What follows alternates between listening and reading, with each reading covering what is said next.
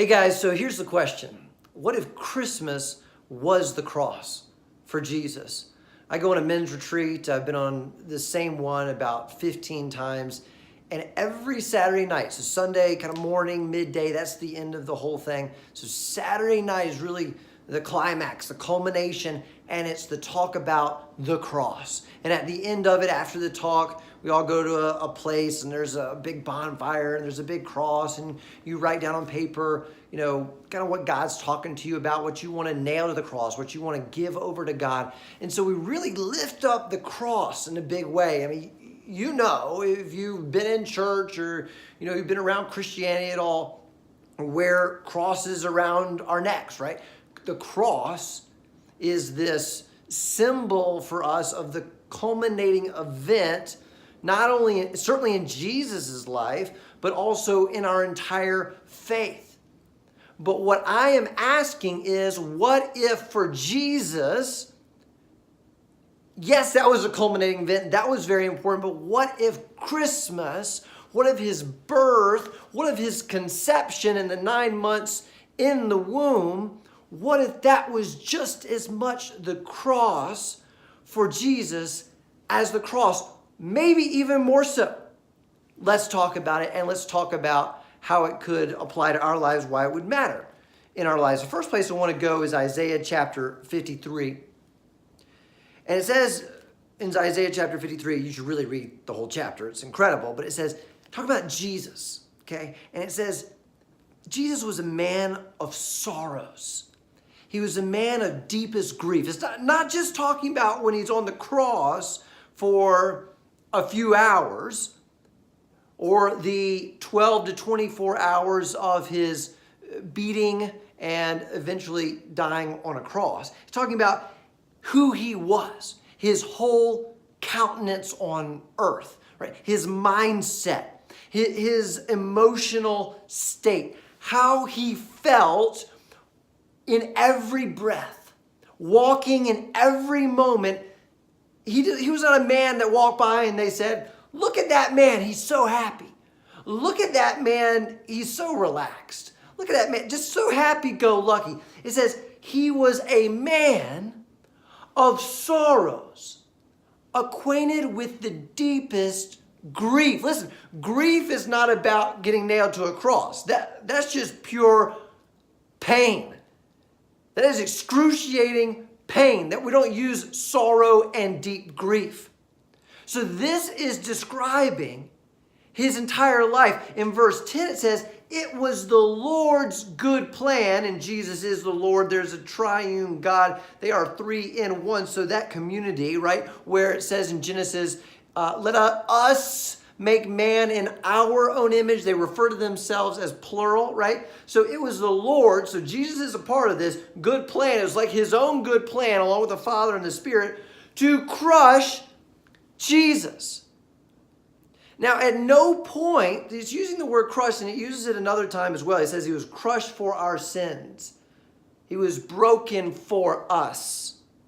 At no time, actually, were any bones broken on Jesus. So what breaking is it talking about? What is the crushing that it's talking about? What's the deep sorrow? What is the deep grief? In Christmas, we celebrate Jesus coming to earth. Now, prior to Christmas or prior to his birth, whatever date that actually happened on, he'd already come to earth, right?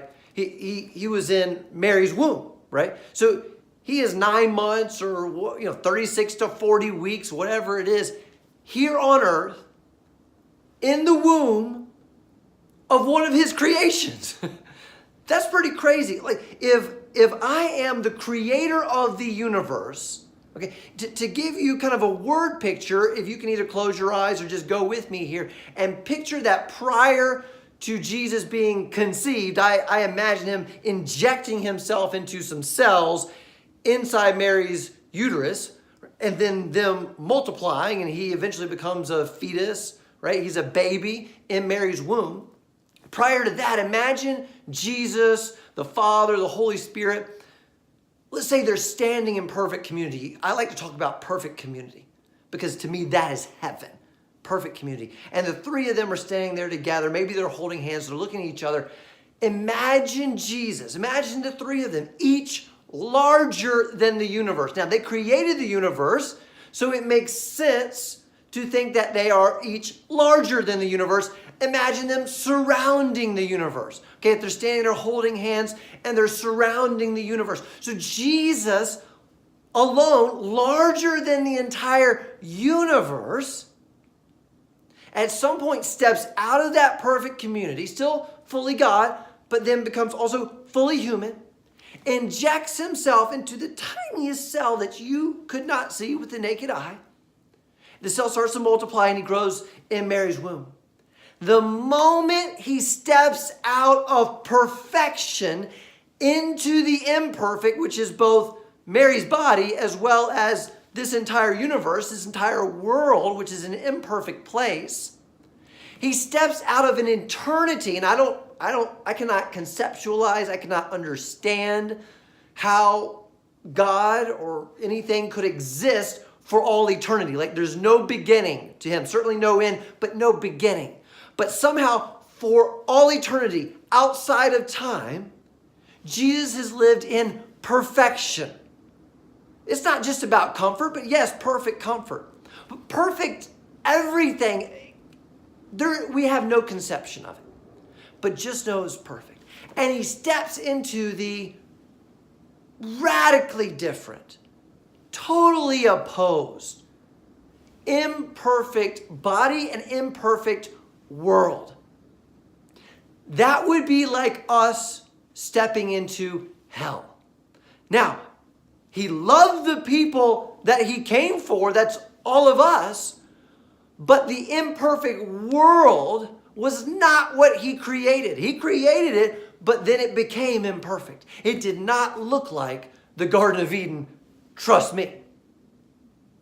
So he steps into this imperfect place, even in he injects himself in this tiny cell. He starts to multiply, becomes a fetus, becomes a baby. He stays in there 9 months. Now there's beauty because Psalm 139 says that he's essentially knitting himself together in his mother's womb. So it's like if you're Michelangelo did David, right? I hope so. Michelangelo sculpting David. It's like if Michelangelo could become a block of marble and watch himself and feel himself and experience himself creating himself. So that's beauty. That's beautiful. But at the same time, he is away from the perfect. He is outside of the perfect. That is an atmosphere, right? That is an existence. That is a being, and he is existing and being in the imperfect. The pain, in my opinion, must have been excruciating. Now, then on Christmas Day, he's born. He comes into the world. He can see all around him. I don't believe before that he can see all around him. He's fully God, but he's also fully human in order to be the perfect example for us to follow, to go and do likewise. He had to experience things around him as a human would. So I believe in utero, he could only see and experience that. But then he gets out. He's delivered. Great word, right? For being born. He's delivered, and then he can see all around him. And of course, as he grows up, but I think from even the very first moment, he looks and he experiences these two very contrasting, yet exactly the same feelings. There is a feeling of awe and wonder as creation. And I'm not talking about the trees and the sunset. I'm talking about the people, but maybe the trees and the sunset too, certainly. That there's a feeling of love. Oh, I love you so much. I mean, I came to die for you. But do you understand? He didn't just die when he was nailed to a cross. He died the moment he stepped out of the perfect community into the imperfect world. So there's this feeling of love and awe and wonder, but there's also, at the exact same time, this feeling of, my heart breaks for you, right? What did we read in Isaiah 53? He was a man, and I believe from the moment of conception, certainly the moment of delivery, he was a man of deep sorrows, acquainted with the deepest grief. He was crushed and broken. Once again on the cross, never broken. So when was he being broken? He was being broken from the moment of conception. He was being broken. Pain breaks us. There might be other ways somebody's been broken that I don't know about. For the most part, what I understand is, from a human perspective and a human understanding, pain breaks us, or pain at least gives us the opportunity to be broken. We might experience pain and then pop right back up when we should stay down. Right? When we should say, you know what, it is time for my complete breaking. I need to be broken. Go ahead and, I'm not looking for the pain, but the pain is here. So go ahead and break me because I give up trying to do this life on my own. I'm ready to be broken so God can enter through the broken crack, fill me, flow through me to a world desperate to be loved. So he was broken. He had to be broken. Listen, let's go to Let's go to Luke chapter 9, verse 23. Listen to what Jesus says to the crowd. He says, if any of you wants to be my follower, you must turn from your selfish ways, take up your cross daily, and follow me. If you try to hang on to your life, you will lose it. But if you give up your life for my sake, you will save it. He said, follow me. Then he said, take up your cross. We're going to talk about that. But then he said after that, if you try to hang on to your life, you'll lose it. If you lose your life, then you'll gain it. Well, he said, follow me. Well, so he must have done it first. He said, follow me. He must have done it first. What did he do first? He lost his life. When did he lose his life? Was it just on the cross? Was it just for 6 hours, for 3 hours, however long he hung there? I think it was from noon to 3 o'clock. So was it for however long he hung on the cross? Would it begin at the whipping? Did it begin at the thorn on the head? Did it begin at the betrayal of Judas at the Last Supper? No, it began at conception. You cannot tell me that where he gave up and lost his life was just in the death on the cross. The Christmas was his cross. Christmas was his cross. We have got to see Christmas differently, and then we'll see our lives differently. If we can see Christmas differently, we'll see our lives differently, because what he calls us to do, the way in which he asks us to follow him, is a lifetime. Not a one time, but a lifetime of dying on the cross daily. He says, take up your cross daily. He didn't say, hey, you know what? Now that you're following me, you got to do what I did, and I hung on a cross. I don't want you to do it literally, but metaphorically, why don't you go get on a cross one day, one time? I only did it one day, one time, so why don't you do it one day, one time, and then we're good. No, he said, I am calling you to a life of taking up your cross. This is a daily dying. But it's not a daily dying like, okay, now show me where to die. How do I die? Let me go look for my dying. No, we've got it all wrong. We're thinking about it in the wrong way. The deal is, we were created by the perfect community to live in perfect community. We are not so different from Jesus. I mean, we're the created. He's the creator. He's God. We are not. I get that. But we were created by the perfect community to live in perfect community. We were meant to live in heaven. This is not our home. This is not where we fit. So guess what? What Jesus experienced at conception, which was leaving the perfect to live in and be and exist in the imperfect, what Jesus existed at delivery on Christmas Day, coming into this world fully, seeing, smelling, feeling, tasting, touching it all, the imperfect, when he'd been used to the perfect forever, when he was never made, but he was meant to be and exist in the perfect. We were made for the perfect. As painful as it was for Jesus to exist from the moment of conception, from the moment of delivery, to be in the imperfect, that's how painful it should be for us. Now, before you start thinking, whoa, Billy, are you saying that we should just be depressed all the time? No, we don't have to be depressed. We're actually the ones who see the truth. It's like the Matrix. We've taken the right pill. We get what's actually happening all around us. We've got real hope. We're going to actually go home. We're going to actually go to the place we were made for. So no, we've got great reason to rejoice. But when we're on this earth, yes, it should be a daily taking up the cross, which means it should be a daily brokenness. It should be a daily dying. There should be daily pain. Now, I don't necessarily mean pain like somebody you love dies, or you get a sickness, or you lose all your money, or lose your house. Those are very external. I'm not trying to diminish them, the power of them. Very painful. But I'm saying those are not the only pain. There is pain of, I'm not meant to exist here. This is not my home. I don't fit in here. I don't flow in this stream very well. I have this understanding and sense that I was made for something else. That pain, that brokenness. He says to follow him. Isaiah 53 says he was a man of sorrow, of deepest grief. It was God's good plan. It was his own good plan to crush him. And so the question for us is, what does life look like when we take up our cross daily? What does life look like when we give up our life so we can gain it, instead of trying to gain our life and then we'll actually lose it?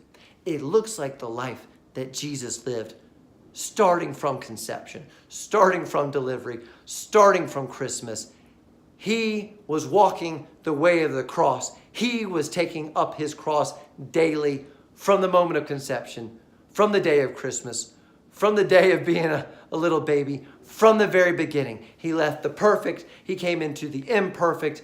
The weight of all of it crushed him. It's like if you tried to go and live in a pool of oil. It's like if you went and tried to live in a pool of water. I mean, you couldn't without a breathing machine. It's like you went and tried to live on Mars. You would die. He began dying from the very beginning because he wasn't meant to live on Mars. Just like, we're not. But that's the analogy. That's the comparison. That's what he actually did. But guess what? It's not just him. We're not meant to live here. We're meant to be there. So we should not hang on to this life and go, you know what, I've really settled in. If nothing really bad happens to me today, I don't have any pain. I don't have any brokenness. That shouldn't be true. This isn't your home at all.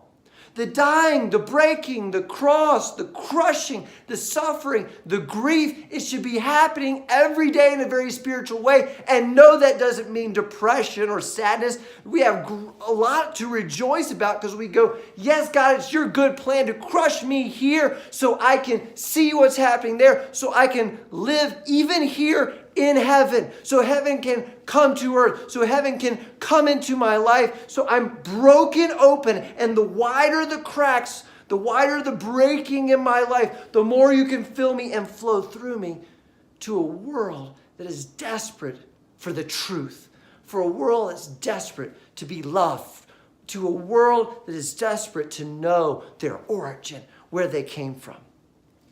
So Christmas was the cross for Jesus. The crushing, the suffering, the grief, the brokenness, the dying began as soon as he stepped out of the perfect into the imperfect. And he calls us to follow him. He calls us to be broken continually. He calls us to take up our cross daily. And it's not so much in a physical way, though it happens that way a lot because that's what gets our attention. But the deeper call is in a very spiritual way, to have our eyes open, our spiritual eyes open, and to see what's really happening around us and where we really belong. And to say, yes, God, break me as wide open as you broke Jesus. Last thought. When Jesus began his ministry, he gets baptized, which, by the way, is a sign of being broken, going down into death, then rising up into a new life. Now that he's open, God fills. But the thing after that was the Spirit then came down and led him. First time there's a mention of the Spirit leading him. And the Spirit says, led him into the wilderness to be tempted by the devil, and he did not eat for 40 days and 40 nights. That's how you begin your ministry? Why wouldn't you begin your ministry by going into Jerusalem or to Rome, major cities, telling everybody, hey, hello, I'm here. I'm the Messiah. I'm ready. Are you ready? Because I'm ready, because I'm here. Zap, zap, zap, zap, zap. Everybody's healed. Bam. Obviously, I'm it because I just healed everybody. You want a new car? Bam. Did I prove it to you? Why not that? No, the Spirit led him to a place, it says in verse 2 of that chapter and book. But anyway, in verse 2 it says, and he became really hungry. He didn't eat for 40 days.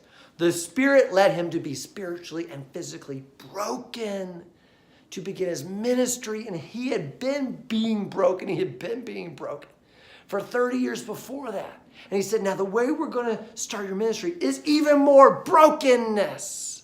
Because the more that you're broken open, and this is the fully human part of him. He's fully God, fully human.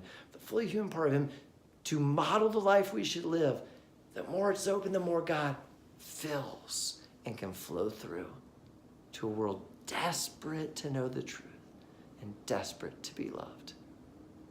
Let's think about this Christmas.